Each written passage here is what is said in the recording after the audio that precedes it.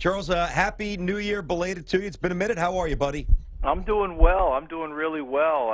I'm happy for you guys. Happy for another year is here, and did not know that we had a barber in the house. You like that, Charles, right? Real quick before we start. My grandfather in Tennessee owned a barbershop.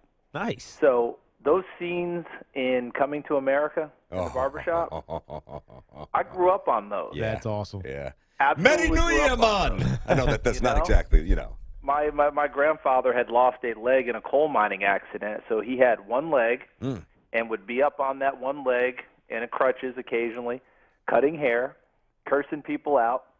And when I got unruly, he'd take one of his crutches and bop me. Nice. So You- you grew up listening to and learning how to tell stories. That's kind of awesome. Man, the storytelling of the culture of the barbershop, that's what people don't understand. Cats go there when they don't need a haircut. Yeah. And the topics are always the same. Religion, politics, sports, women. Big. I was waiting for that last one. I wondered if you're going to slip that in. Let's keep it real.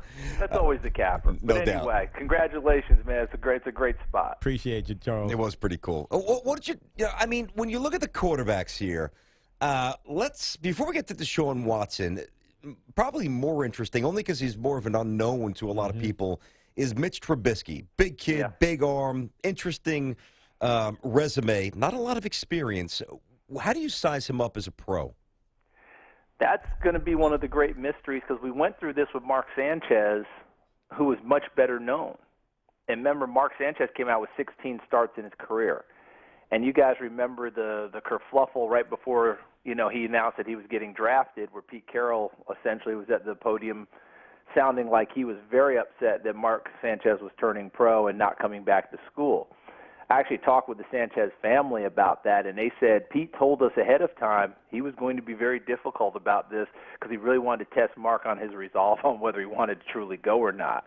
And obviously Mark did. But Trubisky is coming out of a different style of offense. Remember, Sanchez ran pro style at USC. Yep. Was under center, made the calls, the checks, that blah, blah, blah, blah, blah. Trubisky is much more of the spread, take the snap. But Larry Fedora runs that high-paced stuff, and he's done a nice job in his coaching career as both as an assistant and as a head coach in getting guys, prepped and ready to go. But this will be the most high-profile guy he's had in a while. And I can't remember if Fedora was at Oklahoma State at the same time as Brandon Weeden, but that's an entirely different case, too, because Brandon Weeden was 137 years old when he was getting drafted. Yeah, that's right. Okay? Yeah. So that was a little bit different, too. But in this case, we got a lot of work to do on Trubisky. Now, he's the shiny object. He's the new guy. Everyone's falling in love with him. Let's pump the brakes a little, and let's wait and see how the evaluation goes because people haven't really dug in on him yet. Yeah, that's what it's going to take. And you always worry about the small sample size with guys who played college football, big time enough college football, but he's not playing at Alabama or Clemson for that matter. Let's talk about Deshaun Watson, who has declared, and I love the kid because he graduated in 3 years. He gets out after his junior season. He's going to the National Football League, but not rated very highly because he's skinny, plays in that system that you're talking about where he takes the calls from the sideline. He's never had to be under center, all those things.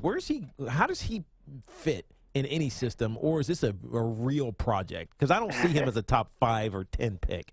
Yeah, and that's going to be the case because you remember after the title game last year, guys, he couldn't have been hotter because of the game he played against Alabama.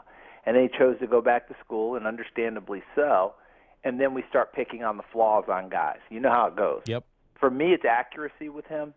I watched him throw this summer in shorts. Obviously, that's not the right sample, but I got to watch him throw. And consistently when he missed high and away. And to me, that's more mechanics than anything else. I think he's a kid who will learn pretty quickly. I think he's a kid who'll put the time in. And what I like about him, because you're going to hear over the next few months everything we don't like about players, so I'm going to try and emphasize what I like. Nice. Is when it's a big game, that kid shows up. Yeah, he does. And takes over. Think about the 2-year run now. ACC title game, semifinal, final, 2 years in a row. He was the best player on the field consistently in those ball games against teams such as Oklahoma, Ohio State, Alabama twice. Talking to our friend Charles Davis with us here on Tiki and Tierney, Fox Sports College, of course, NFL as well. Tiki and Tierney.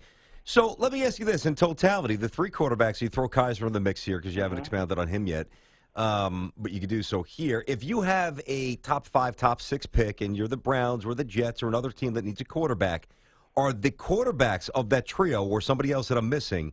Is there somebody enticing / appealing enough to bypass somebody like Garrett from Texas A&M, somebody like that? And if so, which quarterback do you truly roll the dice on at that top spot? Well, I'm going to trust you'll check back with me as we go along in the process, but I'll tell you where I am right now on this date. Nice. Let's hear it.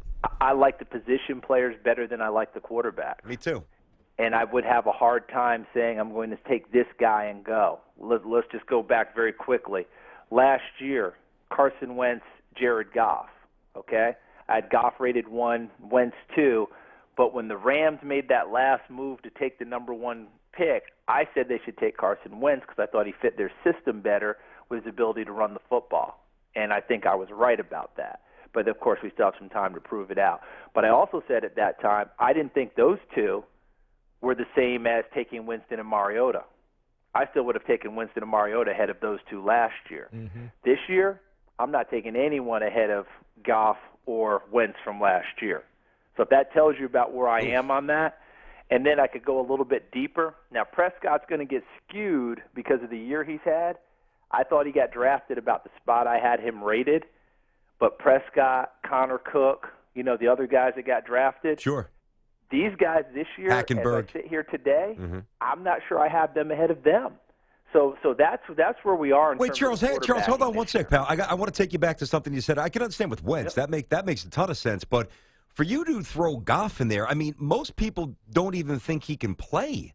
So that's where I would disagree with them because I think that he was in a system last year that if he had been coached as Carson Wentz had been coached, he would have been better. Okay. I think that the Eagles had a plan, and the Rams' plan wasn't fully formulated. That's fair. No, I got you, man. Yeah, no, that was clear. You could see Jeff Fisher not knowing what to do. Yeah. And that's part of the problem. Goff's going to have some work to do because he took dings in confidence. He had a tough year, obviously, and whoever gets him will have some work to do. But I think there's something to work with.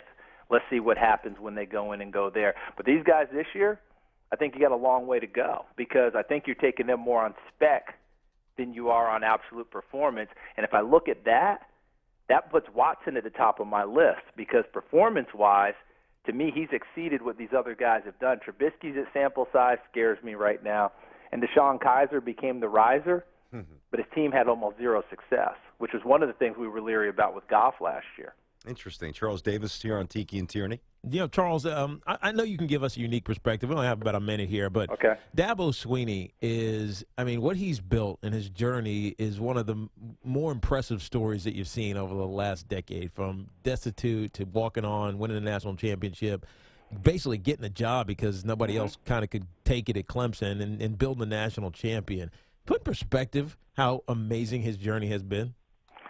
Best way I can put it is, it's one of those stories that we tell our kids, you can do anything you want if you work hard enough, and then we close the door after we kiss them goodnight and go, I don't know, this is a crazy world.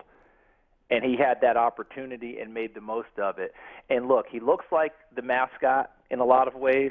There's times he looks like a cheerleader in other ways, but obviously there's substance there. Otherwise, he doesn't get done what he gets done. Teams don't follow guys who just jump up and down and clap their hands. Teams follow guys that they believe in. And he's gotten that done consistently at Clemson. So think about the journey, and then if you take it one step further and Google his life story, now you're really getting into some Horatio Alger stuff. I mean, it's pretty impressive what he's gotten done and never let any roadblocks jump up ahead of him. I admire him in a lot of ways for that, not just his coaching acumen. It's a great summation. I love how you incorporate, with the kids, kissing them, closing the door and saying what you want the kid to hear, but as adults and knowing the world as we do, not necessarily always believing what you tell your kids. But that's good stuff, man. That's why we have you on the show. Charles, again, Happy New Year to you.